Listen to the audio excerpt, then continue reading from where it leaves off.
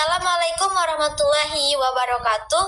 Halo guys, perkenalkan nama saya Raudatul Hazmi dengan NIM E1B02410081.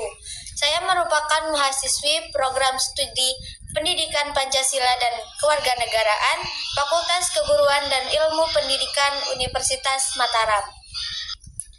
Jadi di sini saya akan menjelaskan materi yang cukup menarik nih, yaitu bagaimana sih gaya belajar siswa berdasarkan tahap perkembangannya. Sebelum lanjut ke materi, saya ingin bertanya nih kepada teman-teman, apakah ada yang tahu apa itu gaya belajar siswa? Jadi, yang dimaksud dengan gaya belajar itu merujuk pada cara atau metode yang digunakan individu untuk memperoleh, memproses, dan mengingat informasi. Gaya belajar siswa sangat dipengaruhi oleh tahap perkembangan mereka, baik secara kognitif, emosional, maupun sosial.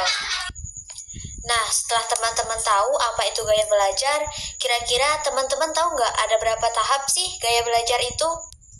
Ternyata, tahap perkembangan gaya belajar anak terjadi dalam 4 tahap. Bagaimana penjelasan setiap tahapnya? Ayo saksikan video ini. Kita masuk pada awal perkembangan, yaitu pada anak usia dini, di mana anak usia dini berumur 2-7 tahun yang setara dengan anak usia TK dan PAUD. Pada tahap ini, anak belum mampu berpikir secara logis dan secara sistematis, tetapi mereka cenderung berpikir secara simbolik yang bersifat egosentris. Artinya, mereka belum mampu untuk menerima pandangan orang lain.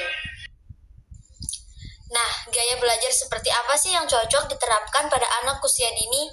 Jadi, gaya belajar yang diterapkan untuk anak usia dini itu melalui permainan, karena mereka cenderung mempelajari sesuatu berdasarkan pengalaman atau apa yang mereka sudah alami.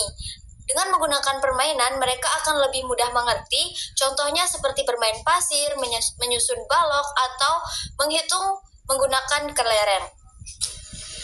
Memasuki usia sekolah dasar sekitar umur 7-11 tahun, di mana mereka sudah sampai pada tahap operasional konkret, di mana pada tahap ini mereka sudah bisa berpikir logis, tetapi masih terbatas dan hanya pada hal-hal yang nyata saja.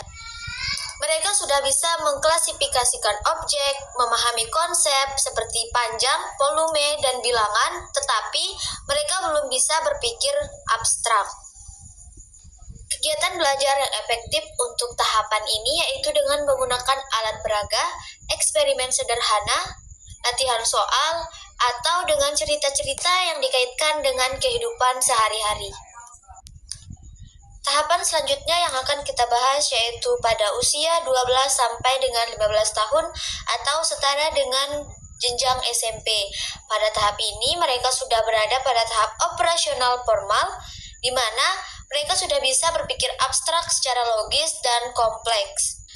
Mereka juga mengalami perkembangan sosial yang signifikan, seperti peningkatan kesadaran terhadap pendapat teman sebaya dan pencarian jati diri. Mereka bisa belajar melalui diskusi, pemecahan masalah, kerja kelompok, atau bahkan mereka sudah bisa belajar secara mandiri.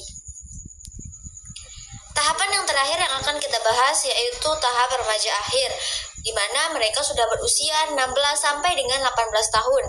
Siswa pada tahap ini sudah berkembang lebih dalam dari tahap operasional formal.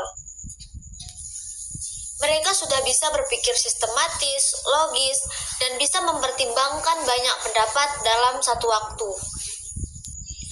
Pembelajaran yang cocok untuk siswa di usia ini mencakup penelitian, debat, simulasi, proyek mandiri, atau bahkan kelompok yang kompleks.